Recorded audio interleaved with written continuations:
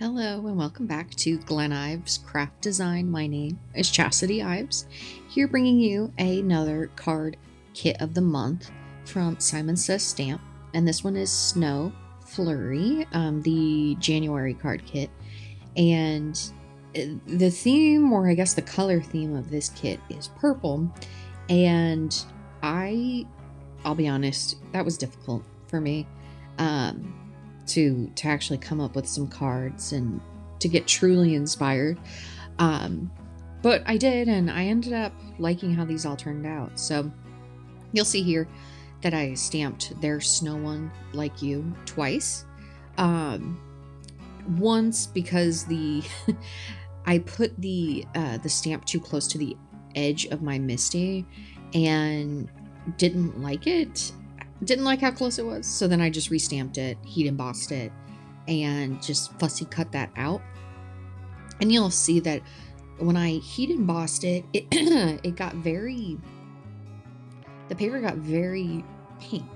But that's just because I had it too close to the piece of paper and it got sort of scorched a little, I guess. But anyways, cut that out, glued my card front to my card base, put some foam backers on my sentiment, and cut out the snowflakes using the silver paper that comes in the kit. And you'll notice here that I have 4 snowflakes, but also I have these dots and I guess I would call them little pebble looking things. These are just the negatives of the die cut, and I would thought, what better way to put those to use than to make it look like those are also snowflakes, because every snowflake is unique, right? So what I did is I just took a bunch of scraps and placed them throughout the background as well as falling from the sky. So I kept the bigger, rounder snowflakes, or the negatives, closer to the front, and also falling from the sky. And then the little pebble looking ones kind of made it look like they were on bushes or the tree. And then just adhered that together and just took some craft tacky glue, put that down, took some hydrangea premium dye ink from Simon Says Stamp, stamped like you on the inside, got the craft tacky glue, put that down on my card front, and then that was the end of the card. And it's simple and it was super effective, and that background is just so gorgeous, and that finished off the first card.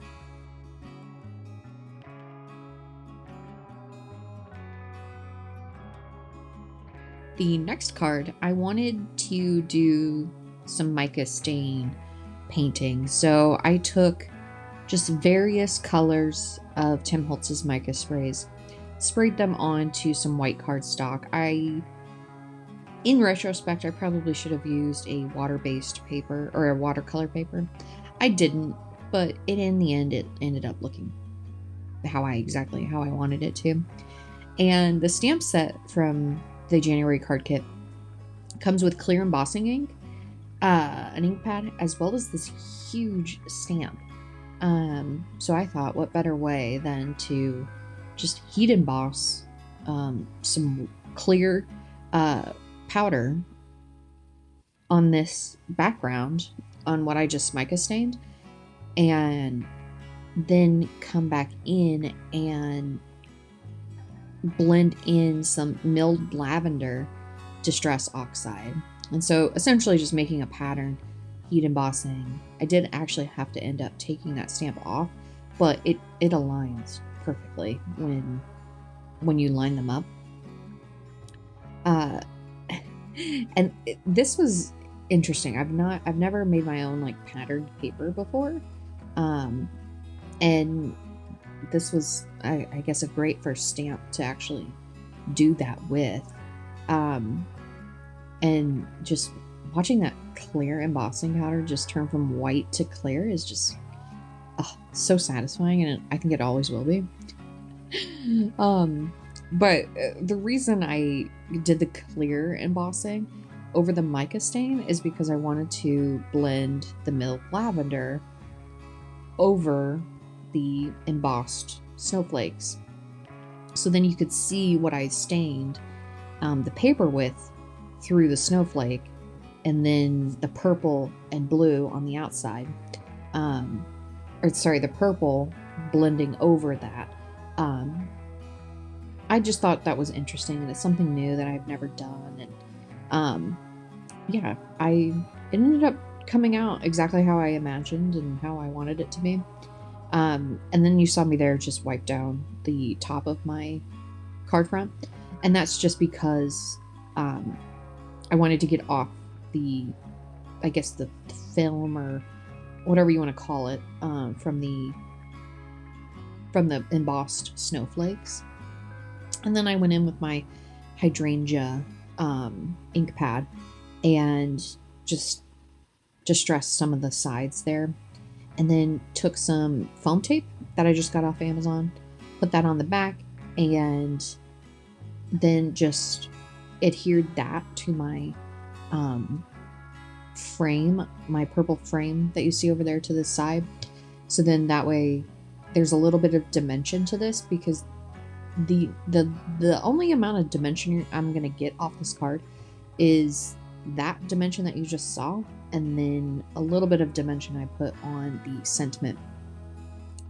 And that one is just very, and this card is just very simple, but I just think it's so cute because it's simple but yet effective, in that you get the shine from the background, the mica stains, but then you'll also see I put some snowflakes on this card front as well, because I cut out a lot of them when I was making that first card, so I just used the extras as well as some of the negatives to fill out this card.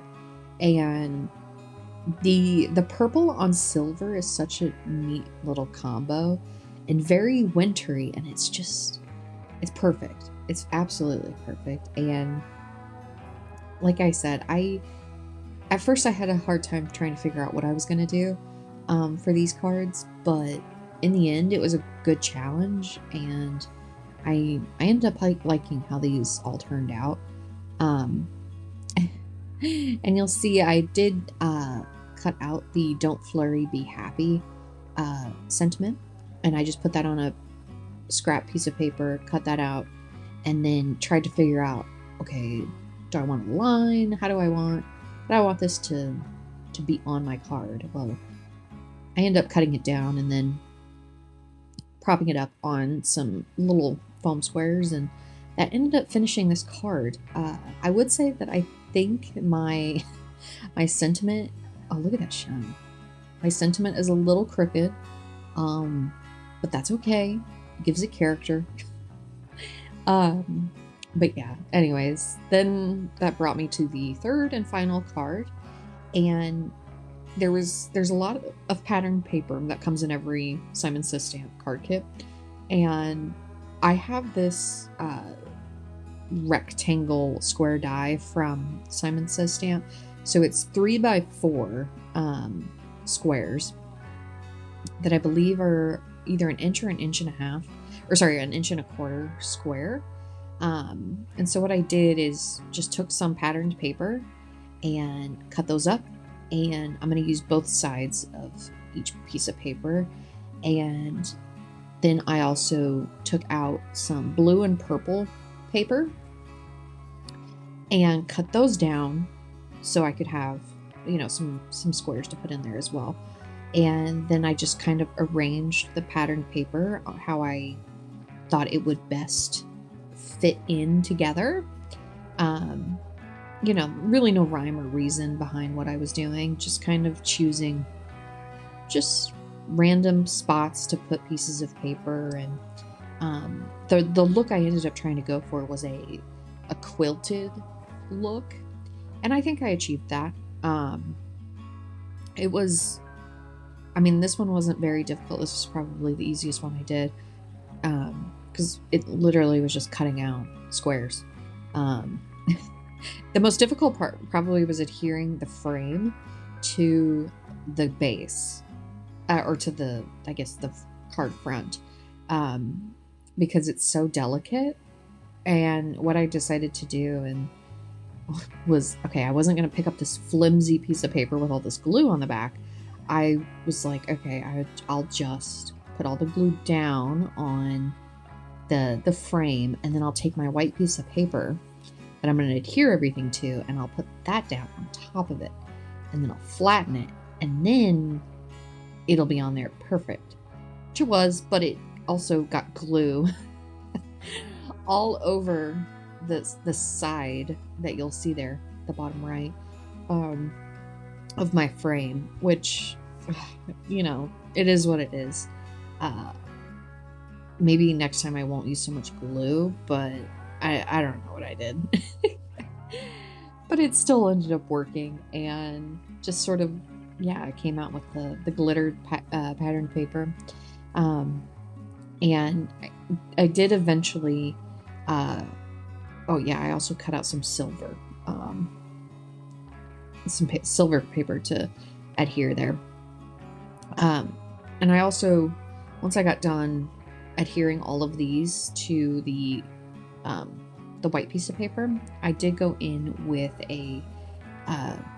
I believe it was Picket Fence Studios, their silver/white watercolor dropper, and just sort of gave it that extra visual of sparkle, because I honestly cannot leave anything without a sparkle or a splatter of some sort, is what I've learned, or a shine. I love a shine on a card, and I couldn't just leave this to look like, you know, a plain quilt. It needs some sort of shine and sparkle. And then you'll see I had difficult getting those pieces of paper up. That's just because the glue to the frame was being difficult for me. But anyways, it's fine. And then while that was drying underneath my Misty, I scored my card base and went in with and stamped it with Snow Much. Again, crooked, but you know, it's not the end of the world if it's crooked. But went in with that hydrangea ink pad as well, and I didn't ink it multiple times. I just inked it once, and if it was, you know, just if it was distressed, then it was distressed. That's fine. It sort of gave it that vintagey look. Then got my Miss You, put on a scrap piece of purple paper, and also heat embossed some white on there. And I don't have the die cut for this stamp set, but I just fussy cut this out. It wasn't too difficult to do. Again, you can see that it turns this purple piece of paper into a lighter purple, which is interesting, and I mean, I don't hate it. And then, yeah, just took my fine detail scissors and just fussy cut. I wasn't really going for like a look of perfection. So I just kind of go back and forth with my scissors. I was trying to go for like the top being straight, but then, you know, I thought better of it. Might as well just fussy cut the whole entire thing out. And yeah, cut down the edges to this card front just so that I don't have any white hanging over. Yeah, and I just used my Tim Holtz trimmer for that. But yeah, I was trying to figure out, okay, where am I going to put it? And then I got out that splatter, just wet that down, took a little fan brush, just went to town. There's big glops on there, and there's also just tiny little glops of splatter on my card front. Even the silver piece of paper up there at the top left is has splatter on it, and once it dried, it ends up looking just fine. Here I am trying to measure how big to make this, how big to make the back of my card, or behind I guess the card front. I still didn't end up measuring it right, but that's okay. And I didn't even use that piece of paper. So it's fine. And all of these extra scraps I'll end up using for another card. I save all of my scraps and just sort of, I guess, will use them for future cards. So none of these are going to go to waste, at least at my house. So yeah, glued the card front to the card base. Got the, as you can see there, it's upside down. So good thing I noticed that as soon as I started to place this sentiment. So yeah, I just took some Simon Says stamp little foam squares and put them on the back of the sentiment.